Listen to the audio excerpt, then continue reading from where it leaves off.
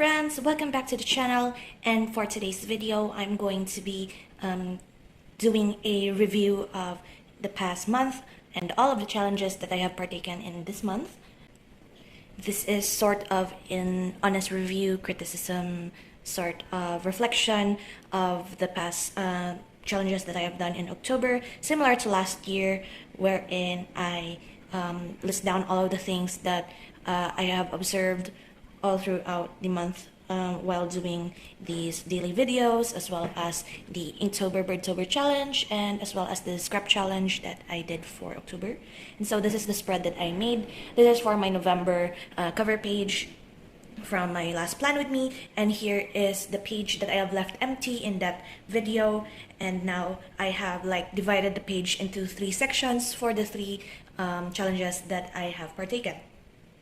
So to zoom in a little bit, I have divided the page into 3 sections, as I've said, as well as made like the good and the bad of each challenge. So I will begin here at the top with the scrap challenge because that's the easiest one to explain, since I made the video yesterday talking about the conclusion of the scrap challenge, as well as I'm still using some of the scraps that I still have left for my other spreads in my 365 journal, as well as my daily journal. So for the good points that I've observed in this challenge is that I enjoy the process very much.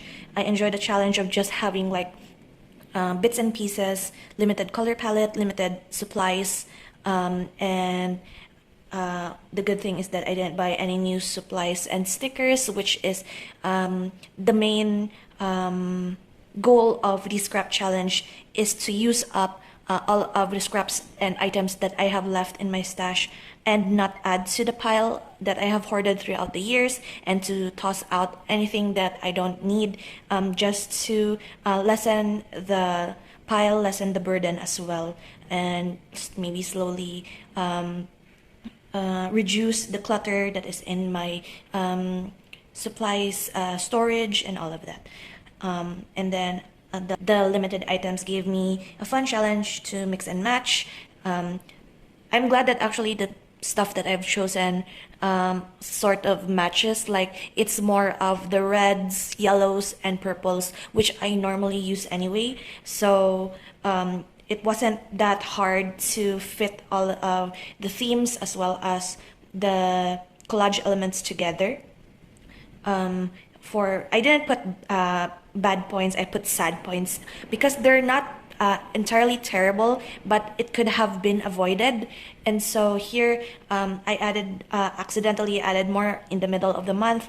I talked about this in yesterday's video, wherein I have been cleaning up my storage box and found bits and pieces of other supplies and stickers, as well as like printouts that I have found, and instead of separating it to a different box, I accidentally mixed in with the one that I've currently been using. So I can't really identify which of the items I have added afterwards. And so if only I didn't add them, I could have seen like how much exactly I have used up for the whole month. And also I bought a few journals. I bought TN inserts for my trip next month, but I know that this has a purpose. That's why it's not entirely that bad, but it could have been avoided. But still, I wanted a TN for the purposes of documenting travel. So that is for the whole scrap challenge portion.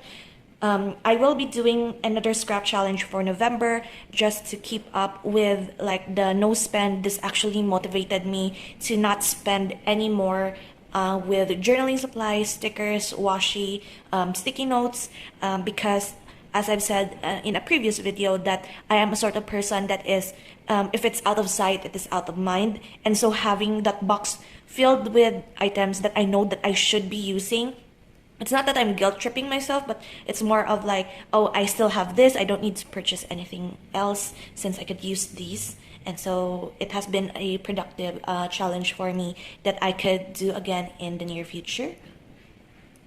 Next we have here Dailytober. This is the supposed to be 31 days challenge for this channel, as I did last year.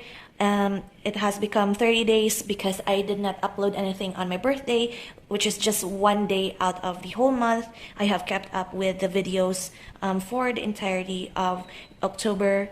And so the good points I have here is that less outtakes. So that also means less editing for my case. I did not really have that much compared to last year. I have like a lot of words, or I stumble on my words quite a lot. More confident and spontaneous.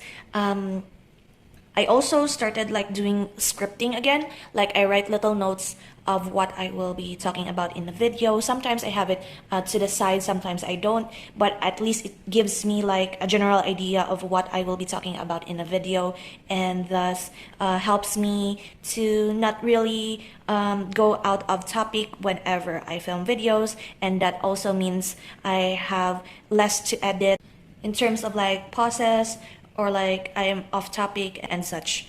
And here I allowed myself to do pre-filming, so that took off the pressure of having to get my filming equipment and table every day for the whole month of October. In last year's daily, I called it Vlogtober series last year. I wasn't really vlogging, so that's why I changed it to Dailytober this year. And I allowed myself to like batch film 3 to 4 videos per day, especially if the weather is very sunny.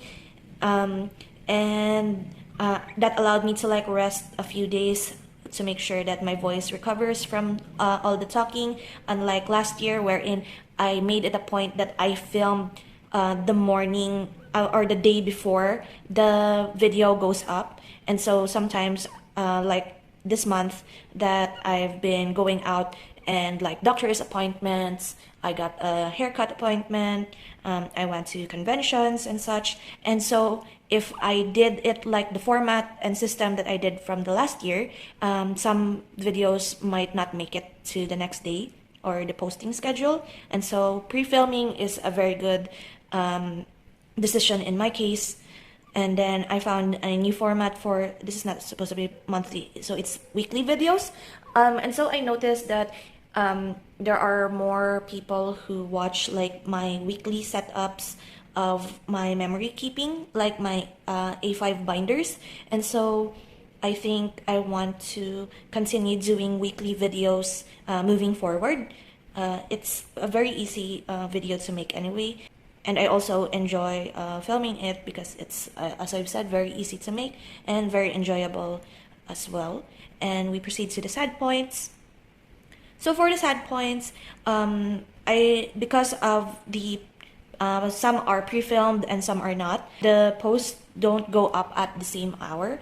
And because of this year's October is more of like a very windy, stormy, rainy season compared to last year. Sometimes my internet goes out in the morning, and so even if I have filmed and edited the video on time, I couldn't get the post uploaded at 10 a.m. my time, which is the hour that I normally post both in my YouTube as well as in my Instagram.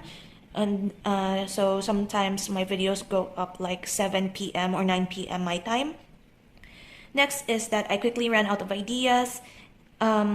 This was a sort of challenge in the case of like I said I would just wing it, which is a bad idea. I think I should have planned each and every video the week prior to the posting schedule. I did have a list in my content journal, all of the videos that I would like film and going up on a particular day, but there were gaps in the days because, like, for example, last year I have like a 7-day prompt challenge, and so I used that for the whole week, and that took up 7 days of the whole list of what I will be putting up. This year, however, I did not have that, and so maybe if I will be doing this again next year, maybe fill out the whole content calendar before I actually commit to doing the Dailytober again next year.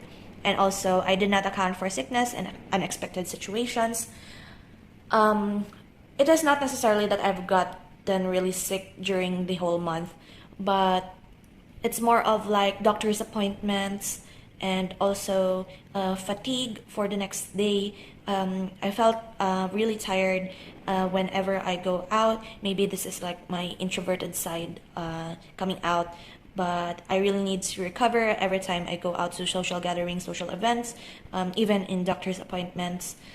And so, if ever I will be able to forecast what days that I have like situations and events, I may have been able to mitigate or pre-film more videos for these days. But this also ties into the second issue wherein I ran out of ideas. So the fact that this situation happened exactly the same day as there is a blank in my content calendar, and so that is an issue that I need to be mindful for the next year.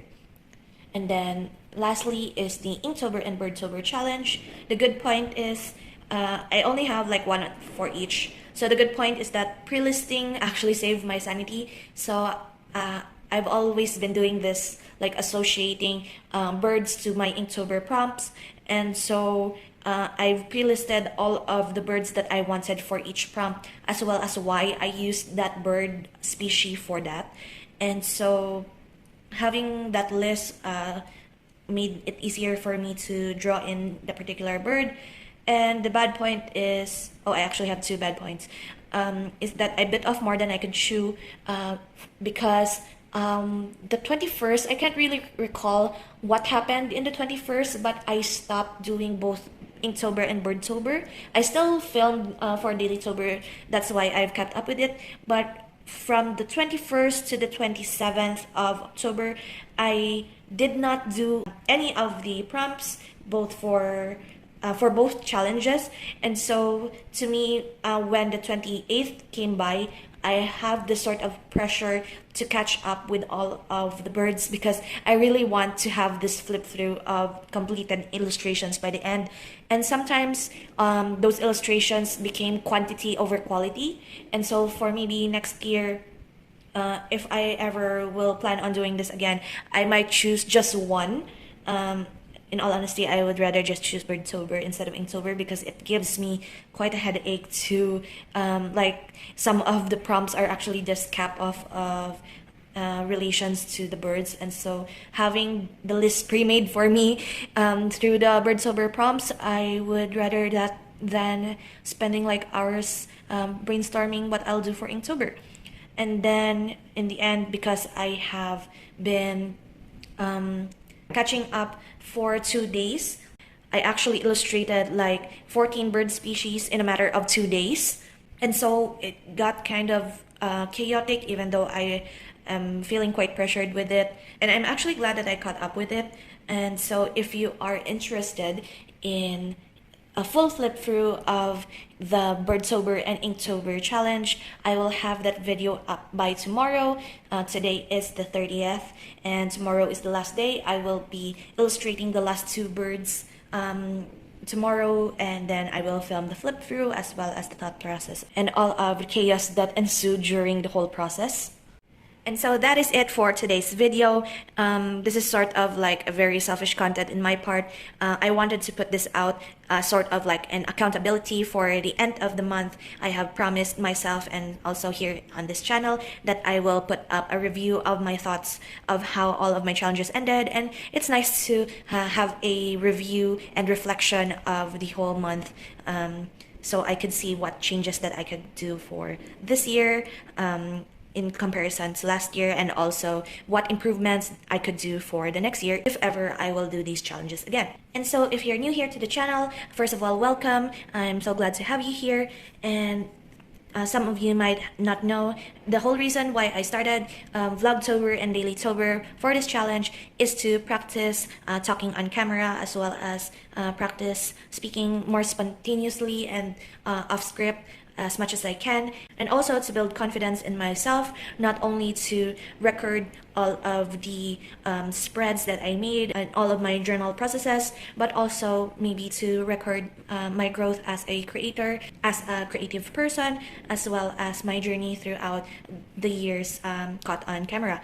And I am very glad that somehow over the past year I have ever so slightly improved on the way that I filmed, on the way that I set up my videos, as well as how I set up my scripts. And to me, it is very much a success. So yay. And that is it for today's video. Thank you so much for hanging out with me as I rambled on with all of the October things that I have done. And that is it. So tomorrow is the last day of the Dailytober challenge, and we will call it done. And I hope you look forward to the flip through of the whole Inktober and Birdtober illustrations that I have for the year 2022. And I will see you then. So until then, guys, bye-bye.